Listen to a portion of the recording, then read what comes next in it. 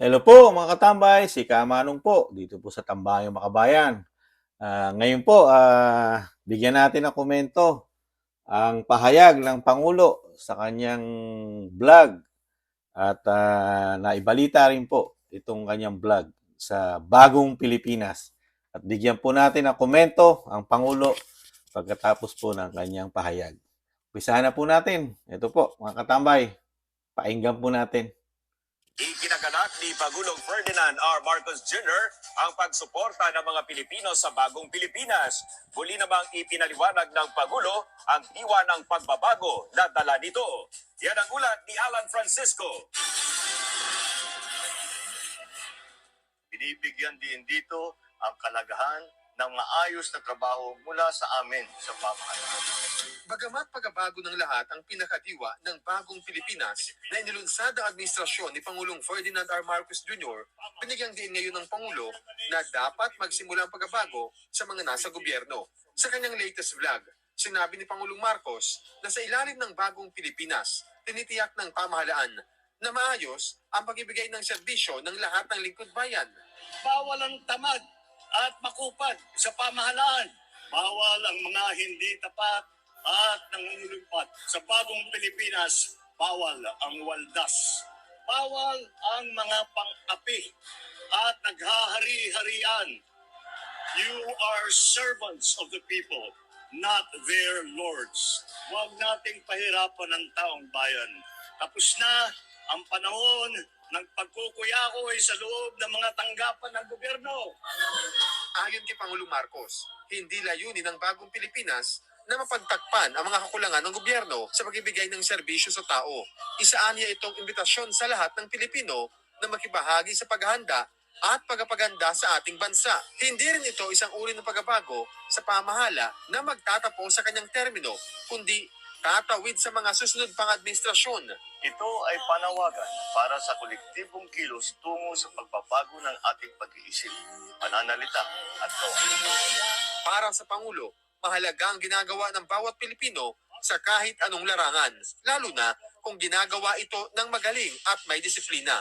Malaki ang inyong may tutulong, mahalaga ang inyong ginagawa. Ang disiplina, pagiging mahusay at magaling sa kanya-kanyang larangan, at pagmamahal sa bayan. Ito ang mga sangkap ng isang makabagong Pilipino. Naniniwala si Pangulong Marcos na magtatagumpay ang bagong Pilipinas kung magkakaisa ang bawat Pilipino. Wala aniyang puwang sa bagong Pilipinas ang paninira at paghahatakan pababa. Unahin natin ang ating bayan. Magbago na tayo dahil walang bagong Pilipinas kung walang bagong Pilipino. Alan Francisco, para sa Pambansang TV, sa Ay, nako. Yan po ang tinura ng ating Pangulo sa kanyang latest vlog. Binalita po ng channel, government channel po, PTV4. Napakarami pong gustong ipahayag ng Pangulo. Pero hindi po yun ang kailangan natin mga tambay. Yung trabaho nila. Trabaho po, sila po yun hindi po tayo.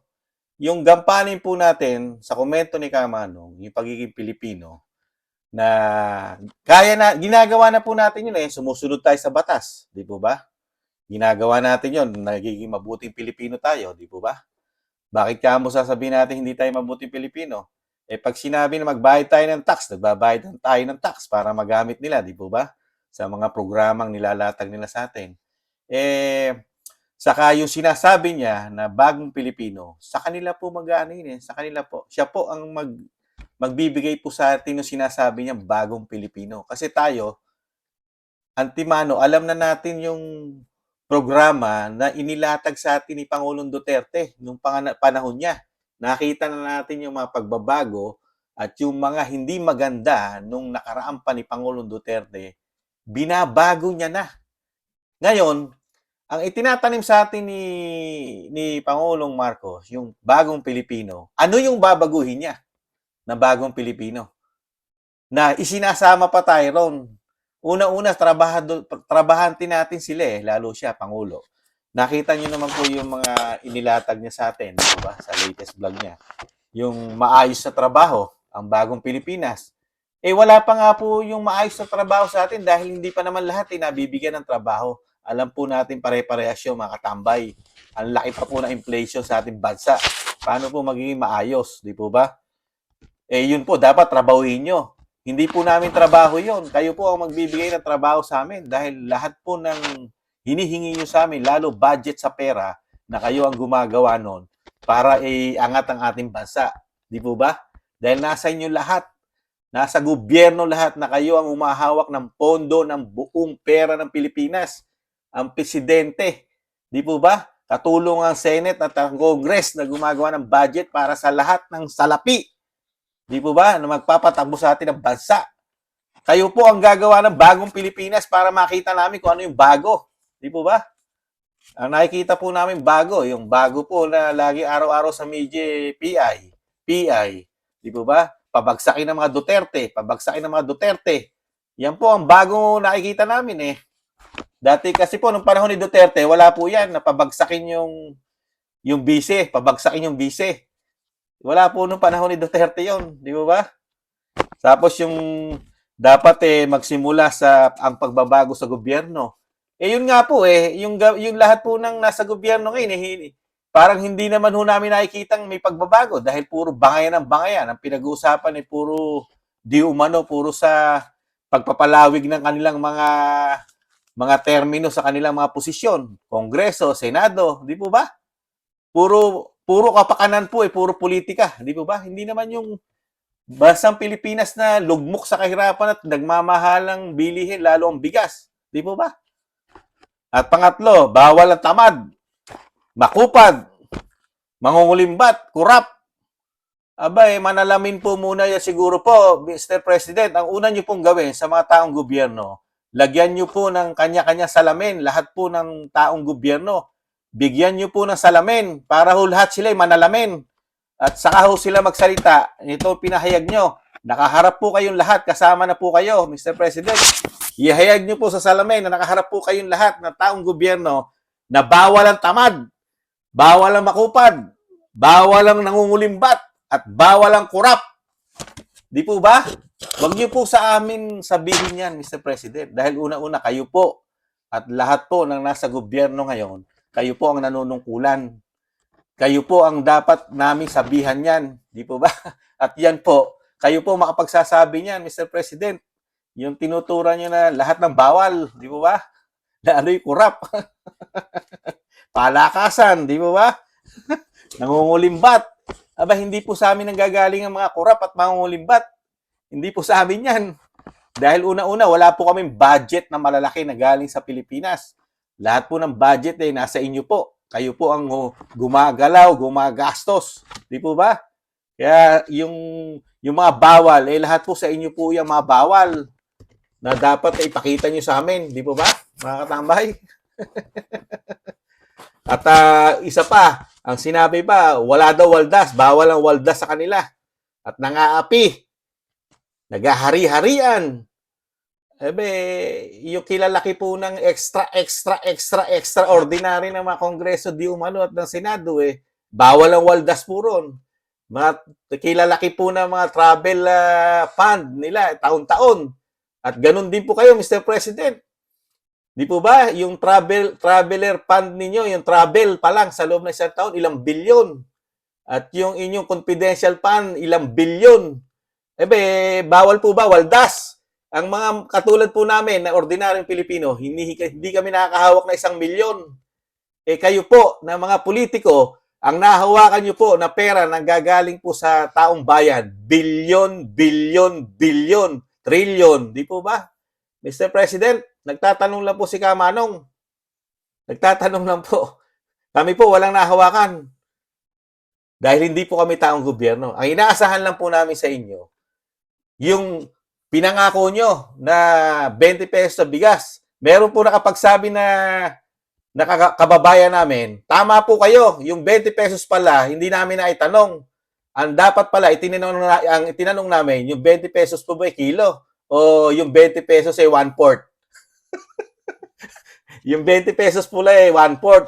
Kaya 1/4 lang po pala yun kasi 80 kilo. Di po ba? Tanong lang po ni Kamanong, Mr. President. Isa pa lang yung pinangako nyo, hindi pa ninyo natutupad. Pero kung yung nagtanong po yung nagbibiro na ang sinabi niya 20 pesos ang 1/4, malaki patama po sa inyo yon. Di po ba? Napakarami nyo pong pinapangako sa amin na puro sa inyo patama yun eh. Puro po sa mga taong gobyerno po patama lahat ang tinura ng ating Pangulo. Sila dapat ang magbago, baguhin nila ang sistema kung paano sila manungkulan sa atin, kung paano nila galawin at gastusin ng tama ang ating mga pondo. Di po ba? Ang lalaki taon-taon, nakakautang pa tayo na sobrang laki. Di po ba? Tapos umaasa lang tayo sa mga investor. Doon iaasa yung mga kailangan magpasukan ng mga investor para magkatrabaho ang mga Pilipino. Paano naman po yung ginagasta natin taon-taon na kilalaki na walang trabaho na ibibigay? Saan po napupunta kaya po yun? Di po ba? Kulang na kulang po ang serbisyo ng ating sangay ng gobyerno. Kulang na kulang, lalo ang ospital. Di po ba? Ang eskwelahan, kulang na kulang sa silid-aralan. Di po ba? Ang mga estudyante, di po ba? Kung gumastos po tayo, trilyon, bilyon, di po ba? May problema po sa Mindanao. Nagkakandasira na yung mga lumang diki ron. Di po ba? Pero tayo gumagastos ng extraordinary. Di umano. Di po ba, mga tambay?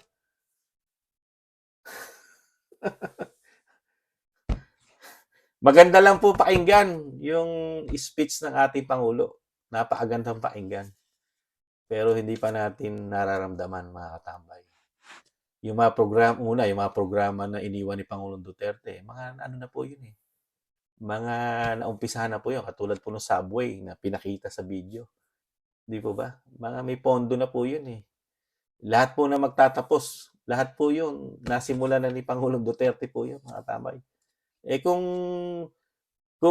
wala po si Pangulong Duterte at sila po mag-iisip, wala pong proyekto sa tingin ni Kamanong, sa komento ni Kamanong, walang kasing dami na magagawa sa proyekto na ginawa ni Pangulong Duterte na 6 na taon. Kasi ito po, magdadalawang taon na sila sa pwesto, komento ni Kamanong. Wala pa pong malalaki na ilalatag sa atin, puro plano pa lang po, mga katambay.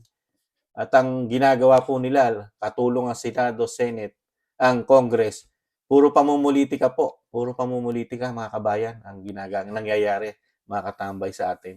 Nakikita nyo naman po ginagawa ng Kongreso, Senado. Nag-uubos din po ng pera doon, kakahiring. Hindi naman yun na importante, di po ba? Hindi naman yun ang dapat unahin. May panahon para doon, di po ba? Tapusin muna nila, pagtulong-tulungan, gawin yun dapat na unahin na paghihirap at nagmamahalang mga bilihin sa ating bansa na yun ang unang pangunahin ng mga mamamayang Pilipino. Lalo po ang pagkain, di po ba? Katulad niyan, yung Mindanao, binaha, di gaano karami ang hindi natin paikinabangan doon mga tanim na ating mga magsasaka. Di lalo na naman magkakaproblema ang ating food security. Dahil probinsya, binabaha, tsak na may mga pananim puro. Di po ba? Yung mga problema. Pero ginagawa ng ating mga politiko, bangay sa Kongreso, sa Senado. Ano pinag-uusapan? Security nila. Hindi security natin. Di ba? Pero tayo nagpapasweldo sa kanila. Tayo nagbibigay ng extraordinary. Di po ba? Mga confidential fund. Di po ba? Mga bakasyon na sobrang lalaki. Di po ba? Yun lang po. At pasensya na po, Mr. President. At nagtatanong lang po si Kamanong. Huwag po sasama ang loob nyo.